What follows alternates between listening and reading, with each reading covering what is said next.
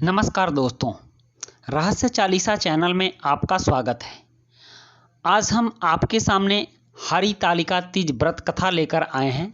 यह कथा काफ़ी प्रभावशाली है और इसको सुनने से बहुत ही अच्छा फल प्राप्त होता है।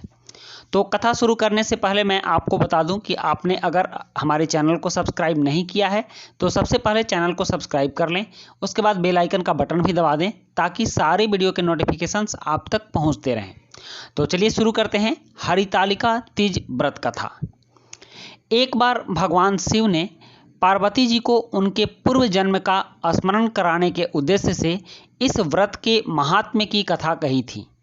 श्री भोले शंकर बोले, हे गौरी, पर्वतराज हिमालय पर स्थित गंगा के तट पर तुमने अपनी बाल्यावस्था में 12 वर्षों तक अधोमुखी होकर तप किया था। इतनी अवधि तुमने अन्न न खाकर पेड़ों के सूखे पत्ते चबाकर व्यतीत किए। माघ की विकराल शीतलता में तुमने निरंतर जल में प्रवेश करके तप किया। वैशाख की जला देने वाली गर्मी में तुमने पंचाग्नि से शरीर को तपाया। श्रावण की मूसलाधार वर्षा में खुले आसमान के नीचे बिना अन्न जल ग्रहण किए समय व्यतीत किया। तुम्हारे पिता तुम्हारी कष्ट साध्य तपस्या को देखकर बड़े दुखी होते थे, उन्हें बड़ा क्लेश होता था। एक दिन तुम्हारी तपस्या तथा पिता के क्लेश को देखकर नारद जी तुम्हारे घर पधारे। तुम्हारे पिता ने हृदय से अतिथि सत्कार करके उनके आने का कारण पूछा। नारद जी ने कहा, गिरिराज, मैं भगवान विष्णु के भेजने पर यहाँ उपस्थित हुआ हूँ। आपकी कन्या ने बड़ा कठोर तप किया है। इससे प्रसन्न होकर वे आपकी सुपुत्री से विवाह करना चाहते हैं। इस संदर्भ में मैं आपकी राय जानना चाहता हूँ।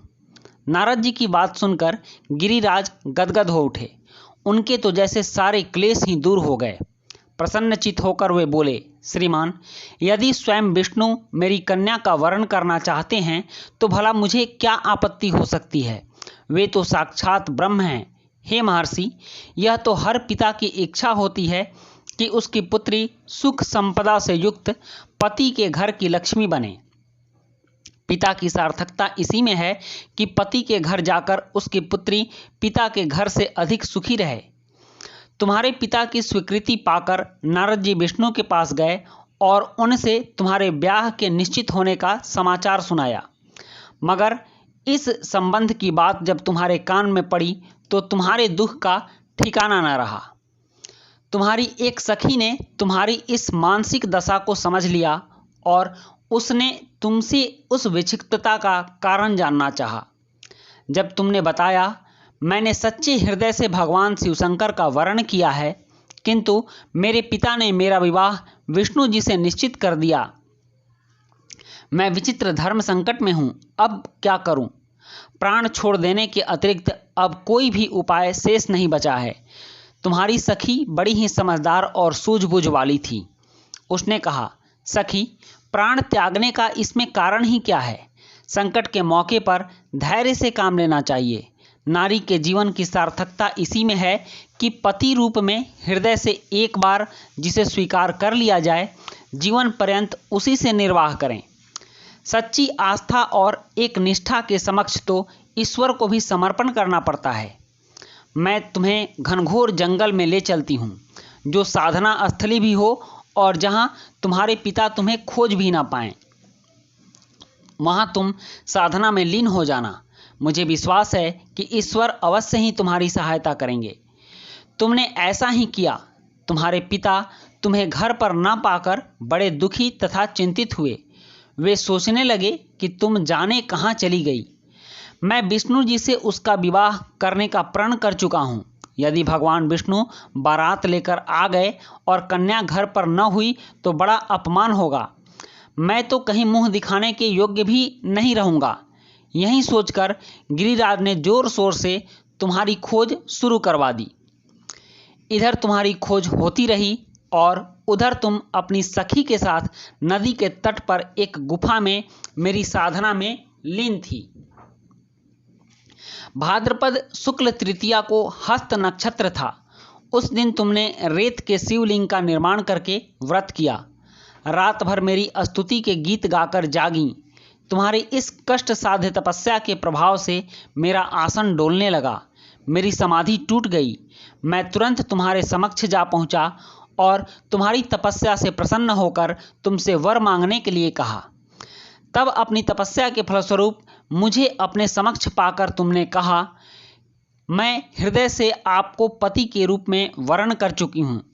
यदि आप सचमुच मेरी तपस्या से प्रसन्न होकर यहाँ पधारे हैं तो मुझे अपनी अर्धांगिनी के रूप में स्वीकार कर लीजिए।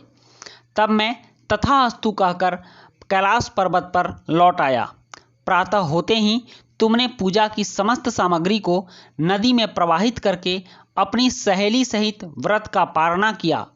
उसी समय अपने मित्र, बंधु और दरबारियों सहित गिरिराज तुम्हें खोजते खोजते वहां आ पहुंचे और तुम्हारी इस कष्ट साध्य तपस्या का कारण तथा उद्देश्य पूछा। उस समय तुम्हारी दशा को देखकर गिरिराज अत्यधिक दुखी हुए और पीड़ा के कारण उनकी आंखों में आंसू उमड़ आए। तुमने उनके आंसू पोंछते हुए विनम्र स्वर में कहा, पिताजी, मैंने अपने जीवन का अधिकांश समय कठोर तपस्या में बिताया है। मेरी इस तपस्या का उद्देश्य केवल यही था कि मैं महादेव को पति के रूप में पाना चाहती थी। आज मैं अपनी तपस्या की कसौटी पर खरी उतरी हूँ। आप क्योंकि विष्णु जी से मेरा विवाह करने का निर्णय ले चुके थे, इसलिए मैं अपने आराध्य की खोज में घर छोड़कर चली आई। अब मैं आपके साथ इसी शर्त पर घर जाऊंगी कि आप मेरा विवाह विष्णु जी से न करके महादेव जी से करेंगे। गिरिराज मान गए और तुम्हें घर ले गए। कुछ समय के पश्चात शास्त्रोक्त विधि विधान पूर्वक उन्होंने हम दोनों को विवाह सूत्र में बांध दिया। हे पार्वती, भाद्रपद की शुक्ल तृतीया को तुमने मेरी आराधना करके जो व्रत किया था, उसी के फलस्वरूप मेरा तुमसे विवाह हो सका। इसका महत्व यह है कि मैं इस व्रत को करने वाली कुंवारियों को मनोवांछित फल देता हूँ। इसलिए सौभाग्य की इच्छा करने वाली प्रत्येक युवती को यह व्रत पूरी एक निष्ठा तथा आस्था से करना चाहिए। तो दोस्तों, ये थी हरितालिका तीज व्रत कथा। तो इसी तरह की बहुत सारी कथाओं के साथ इस चैनल पर हम आपके साथ बने रहेंगे। आप भी हमारे साथ बने रहिए। मिलते हैं नेक्स्ट वीडियो। दोस्तों, इस चैनल रहस्य चालीसा पर आपके लिए बहुत सी जानकारियाँ उपलब्ध हैं, जैसे कि धार्मिक कहानियाँ, धार्मिक बातें, धार्मिक कथाएं, धार्मिक व्रत एवं त्यौहार की जानकारियाँ भी उपलब्ध हैं। साथ ही बहुत सारी ऐसी रहस्यमय जानकारियाँ हैं जो आपको सुनने में बहुत अच्छी लगेंगी और आप उसे पसंद करेंगे। आप ही नहीं, आपके दोस्त और रिश्तेदार भी ऐसी बातों को बहुत पसंद करेंगे। इसलिए आप इस चैनल को देखने के लिए अपने दोस्तों को भी सजेस्ट करें और उनके बीच शेयर करें। धन्यवाद।